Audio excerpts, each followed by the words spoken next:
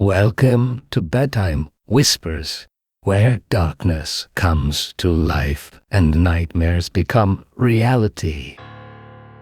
Greetings, my listener, with you still whispering in the night. Today I'm going to tell you 3 stories, each one creepy and scary to the point of creepiness. You're going to love them. The first story is called The Long Arm. One day, it was late in the evening. My parents went to visit friends. I stayed home alone. I went to the kitchen to eat, watch TV, the usual stuff. At about 12 o'clock I turned off the light and went to bed. I don't know how long I slept, but I woke up with a strong feeling that I wasn't alone in the room. Honestly, I am not a shy guy, and I have never been afraid of the dark, even in my early childhood. But here I do not know what came over me. For a while, I just could not turn my head and look around.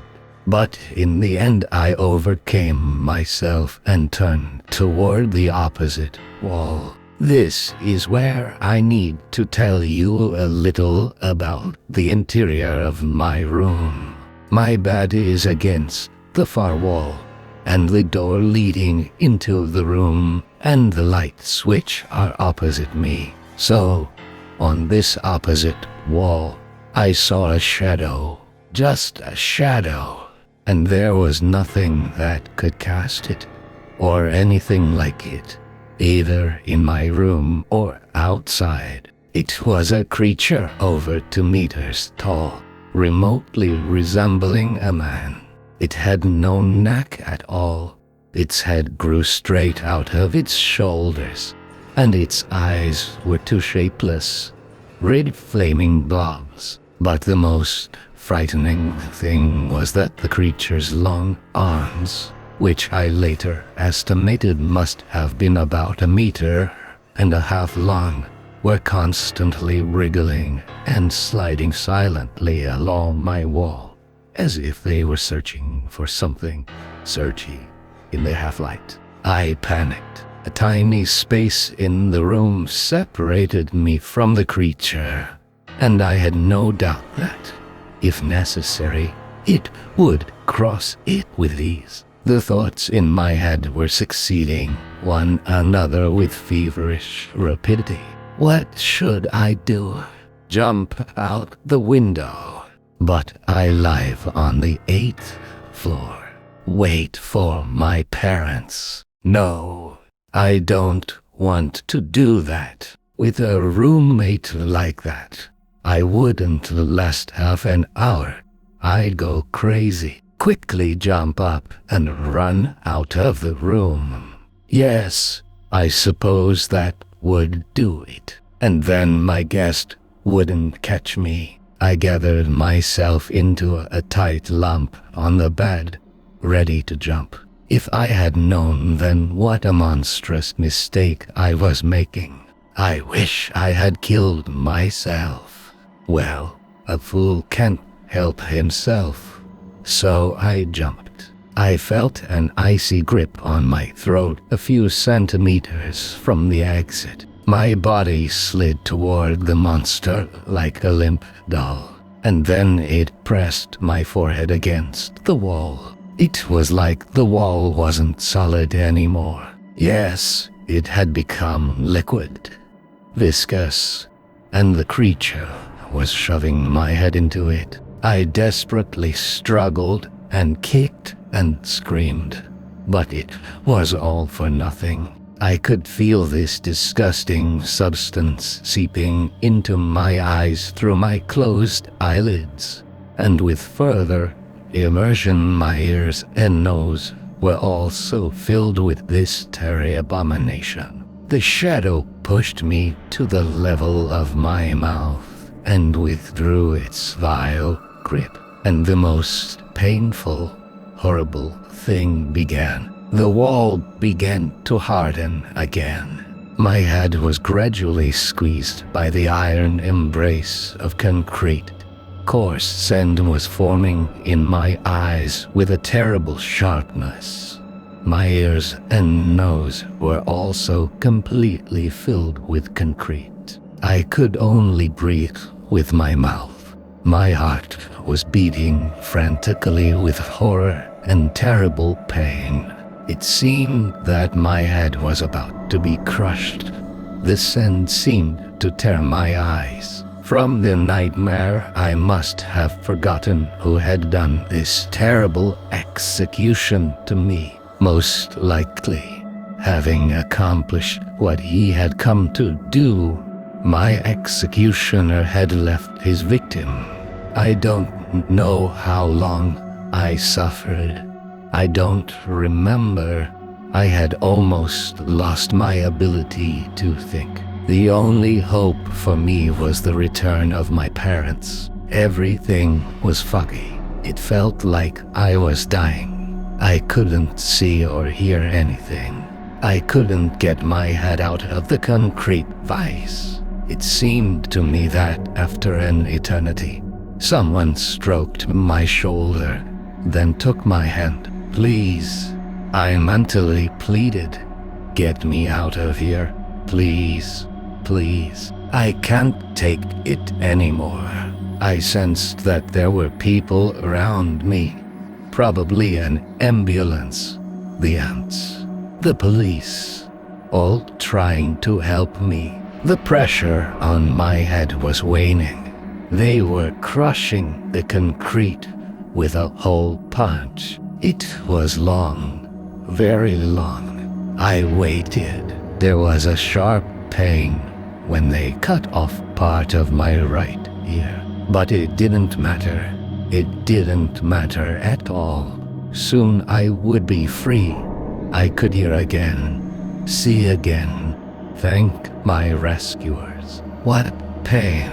Someone yanked me back sharply. I think my nose was broken. They must have pulled me out. But I could not see or hear anything still. Could not open my eyes. Perhaps I no longer had them. Someone was hugging me. Probably my mother, crying. I guess they took me somewhere, away from the apartment. I didn't want to leave. I was scared. I resisted. Something told me that this was not the end of my torment. I got a shot. My whole body went limp, and I fell into darkness. I woke up in the hospital, judging by the suffocating smell of medication. They had cleared my nose and ears, and now I could hear and breathe normally, which was the first thing I noticed upon awakening. But my vision was almost gone. The world to me consisted of blurry spots. Sometimes they moved a little, but nothing more than that. The pain was still there. One of the living spots must have been sitting next to me for a long time. Now it said hello to me, introduced itself as Sergeant Ivanuk, asked me for a long time about how this happened to me, was very interested in that shadow, its appearance. I told him everything honestly, and he was almost not surprised.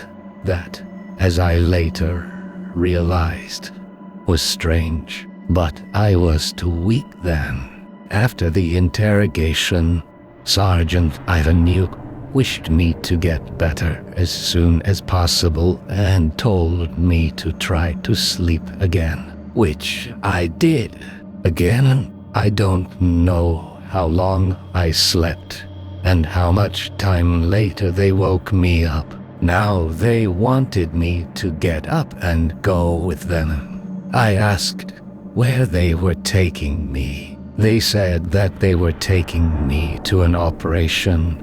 My eyesight could still be saved if I hurried up, but I felt a bad chill in my chest. We walked for a long time. In the end, they took me out of the hospital and put me in a use. There were several other people in the use besides me. They put me between two people, and we drove off.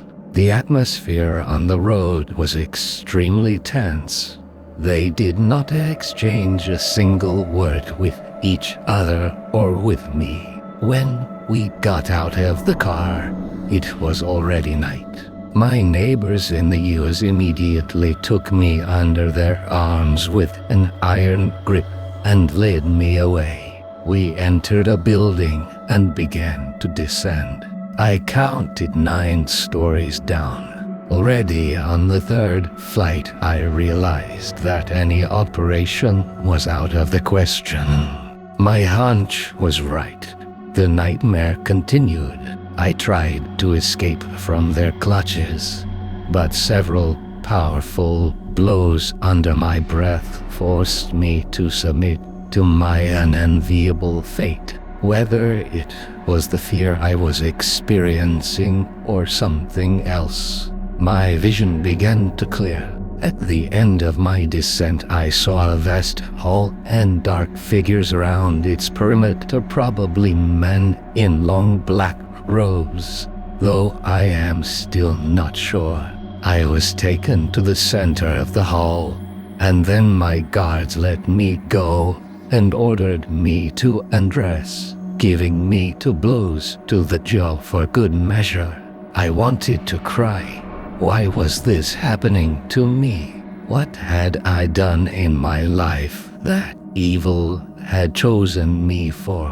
I was overwhelmed with fear and hatred for my tormentors. When I undressed, several people came up to me and laid me down on what at first seemed to me to be a table in the center of the hall, but now I realized that this was not so.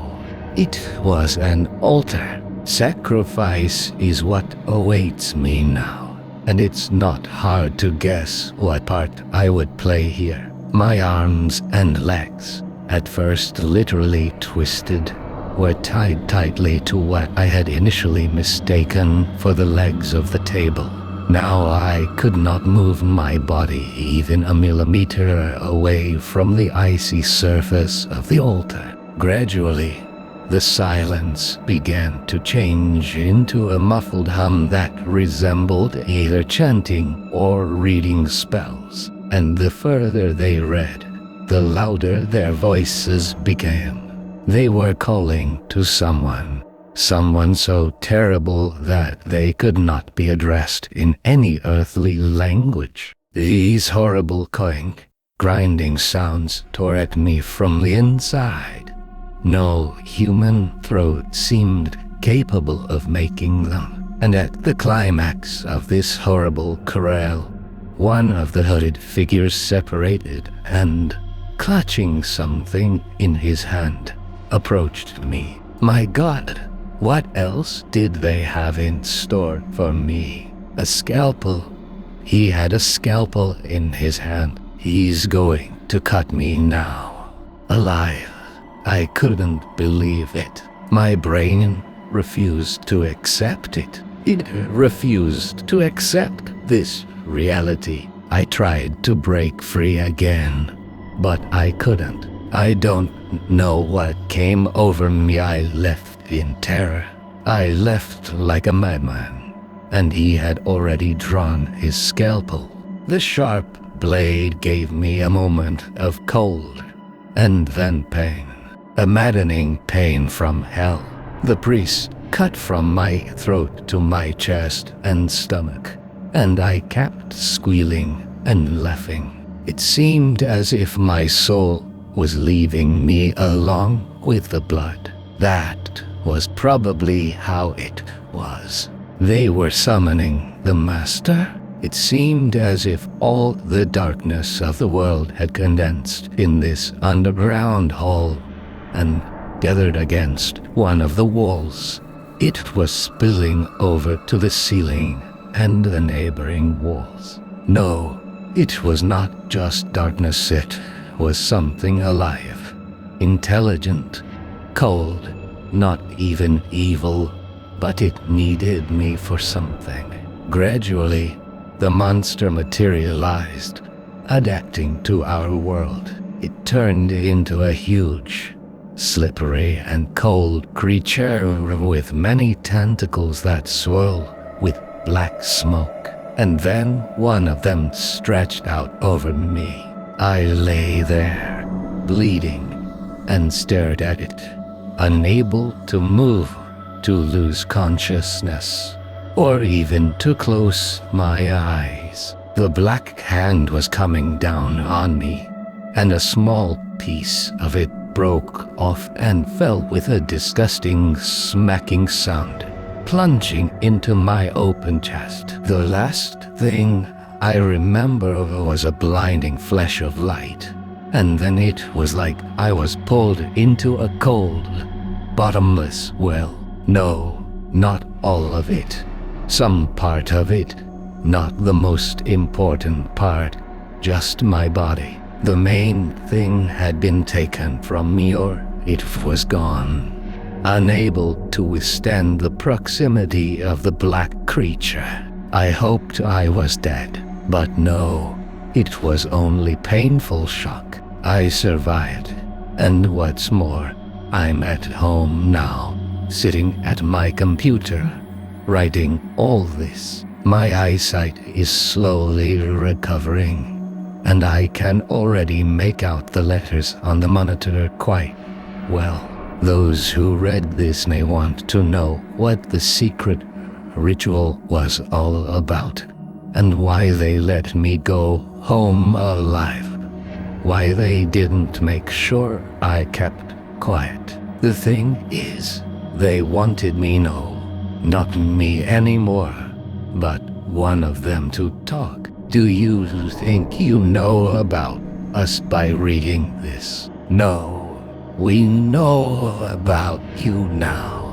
Your fear makes you easier to find. We hear your thoughts. When you are afraid, you give us strength. When you have nightmares, know that we are coming close. And with every memory you have, Longarm is getting closer. He is as much a servant of the Master as those who come to rescue you. But Master needs fresh, bloody or blood, and he will have it now. Count the hours. Thank you so much for your attention. Subscribe to the channel. See you soon.